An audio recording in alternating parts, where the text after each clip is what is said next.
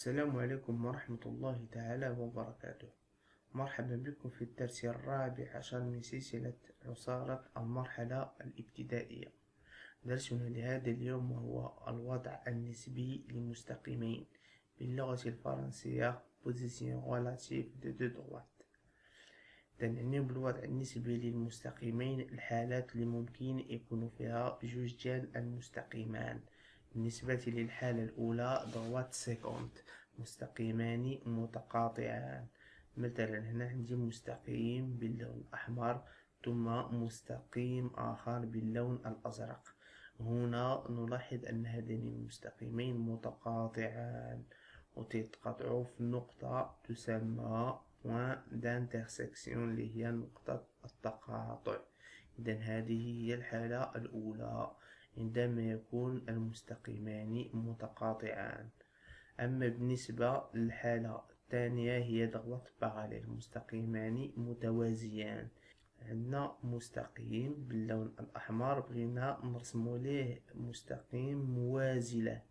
إذا هنا نستعملو الكوس أو ليكير بهذه الطريقة بحيث هنايا تنحطو هنايا الزاوية القائمة للكوس أو ليكير، ثم بعد ذلك نرسم مستقيم بخط متقطع، ثم بعدها تنقلبو هاد الكوس عاوتاني بهذه الطريقة باش تكون هنايا زاوية قائمة وتنرسمو مستقيم ديالنا ثم تنكملوه من الجهة الأخرى.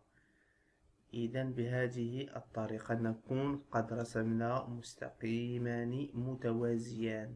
اش تنعني بمستقيمان متوازيان؟ يعني نسكوب جامي، يعني ما عمرهم تيتقاطعوا، ديما تيبقاو بحال هكا. او لا الا كانت بيناتهم مثلا هنا المسافه 2 سنتيم حتى الى عبرنا هنا غادي نلقاو 2 سنتيم. اذا ديما تتبقى المسافه بيناتهم 2 سنتيم وما عمرهم غادي يتلاقاو. أما بالنسبة للحالة الثالثة هي ضغط بيربونديكولير مستقيمان متعامدان. اش تعني بمستقيمان متعامدان؟ يعني جوج مستقيمات بيناتهم أونغل دغوا اللي هي زاوية قائمة. وبهذه الطريقة مثلا عندي مستقيم هنا باللون الأزرق بغيت نرسم ليه واحد مستقيم آخر عمودي عليه. إذا اش تنستعمل عاوتاني ليكير. إذا تنحط 90 درجة عاوتاني هنايا ثم ترسمو المستقيم ديالنا بهذه الطريقة.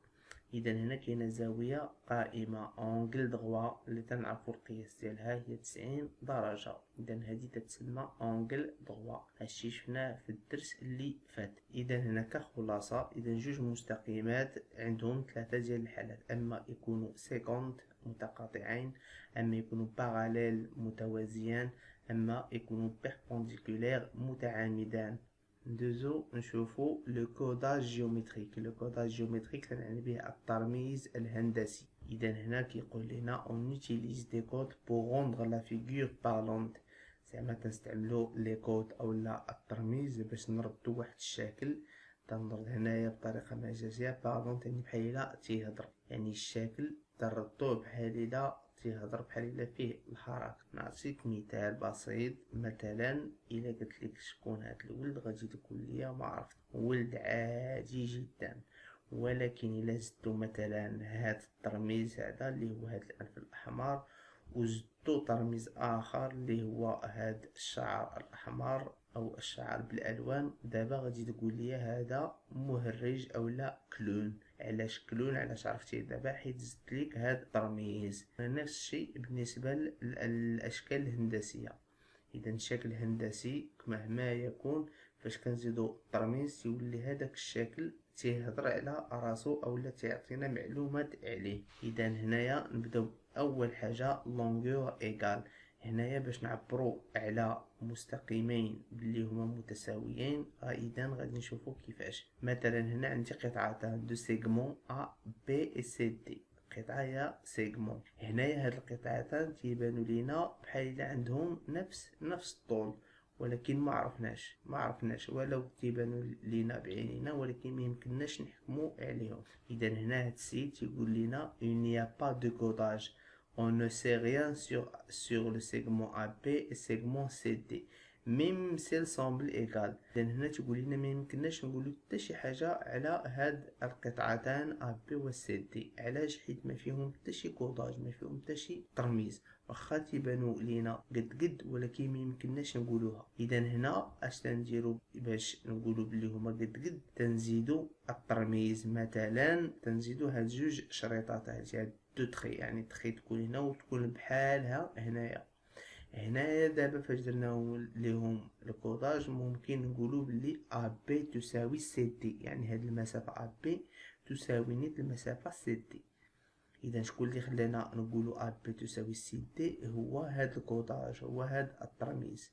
الترميز متيكونش ديما بهاد التخي بحال هكا بهاد الشرطة، يقدر مثلا يكون جوج شرطات، او لا مثلا يكون جوج دائرات بحال هكا.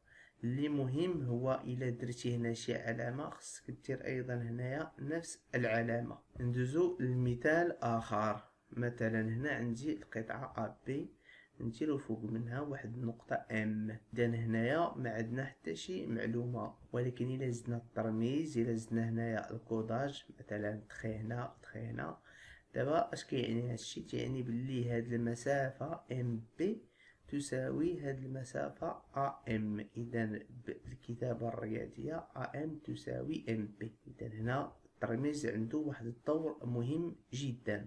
ندوزو هنا بالنسبة للزوايا اونغل ايكو. مثلا هنا عندي زاويتان ا بي سي ا بي سي، القياس ديالهم هذه فيها 50 درجة 50 دوغري وهذه 50 دوغري. دونك هنايا عرفناهم بلي هذه تساوي هذه. اذا كيفاش غادي نبينو بالترميز بلي هاد الزاوية تساوي هاد الزاوية؟ نفس الشيء نديرو الكوداج. مثلا نديرو هنا شريطة خي وهنايا شريط، يعني بحال هنا بحال هنا. اذا هاد الزاوية تساوي نيت هذه. واخا كاع مثلا تحيد لي هاد 50 درجة من هنا، اون فوا دير ليا فقط الترميز بهذه الطريقه، غادي نعرف بلي هاد الزاويه مع هاد الزاويه راه متقايستان. بطبيعه الحال عاوتاني ما يمكنش نستعمل غير هاد الكوداج، يقدر مثلا نستعمل جوج دائرات، او لا مثلا نقدر ندير هنا جوج ديال شرطات وهنا جوج شرطات. اللي تيهمني هو الا درت هنا علامه خصني ندير هنا نفس العلامه باش نبين بلي هاد الزاويه تساوي هاد الزاويه. الا مثلا عندنا بحال هكا، مثلا هذه فيها 40 درجة وهذه 60 درجة، يعني هاد الزاويتان ماشي متقايستان. هنا بالترميز ندير مثلا نعطي لهذه واحد الكوداج واحد الترميز الشرطة، هذه نعطيها ترميز آخر مثلا جوج شرطات. اذا هنا شرطة هنا جوج شرطات، تعني ان هاد الزاوية ماشي بحال هادي. ندوز لمثال اخر. عندي مستقيم تي وعندي مستقيم اخر دي بريم عمودي عليه، يعني قياس ديال هاد الزاوية تساوي 90 درجة. دابا بغيت نقول ليه بلي هاد المستقيم تي وهاد المستقيم تي بري عموديان، ولكن الكتابة رياضية. فاش تندير هنا مستقيم تي، هنا مستقيم تي بريم. اذا الرمز اللي تنستعمله هنا ديال التعامد هو هذا. اذا عقلوا على هذا الرمز مزيان، هذا هو ديال التعامد. دابا الا بغيت نقراها دي عمودي على دي بريم، لا droite دي est perpendiculaire à la droite دي بريم. نعطي مثال اخر هنا ديال التوازي. مثلا عندي هنا مستقيمان دي و دي بريم متوازيان، يعني بغيت نكتبها رياضيا. اذا تنكتب دي بريم. دابا الرمز اللي تنستعمل هنا ديال التوازي هو هذا، جوج شرطات متوازيين بحال هكا. اذا هنايا دي عمودي على دي بريم، دي اي بيربونديكولير ا دي بريم، هنايا دي اي باراليل ا دي بريم. عفاكم هاد الرموز مهمة جدا، كاع الاشكال الهندسية فيهم رموز، يعني نقدر نعطيك شكل فيه فقط الرموز، ودوك الرموز كيعطيونا معلومات. اذا نراجعوا هاد الرموز مزيان. والسلام عليكم ورحمة الله تعالى وبركاته.